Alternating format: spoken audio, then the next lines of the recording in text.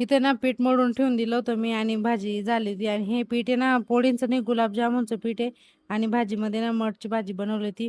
मग जेवण वगैरे झाले आणि गुलाबजामुन सगळे तळून घेतले. आणि यांना आहे ना गरम गरमच काढावं लागतं आणि गरम पाकामध्येच टाकायला लागतं, तेव्हा व्यवस्थित मुरतात ते. गुलाबजामुन बनवून झाले होते, एवढे काही झाले होते ते एक पाकिटमध्ये. आणि त्याच्यानंतर ते फ्रीजमध्ये ठेवून दिले. आणि त्याच्यानंतर ना दळण दळून आणलं होतं, ते भरून घेतं डब्यामध्ये.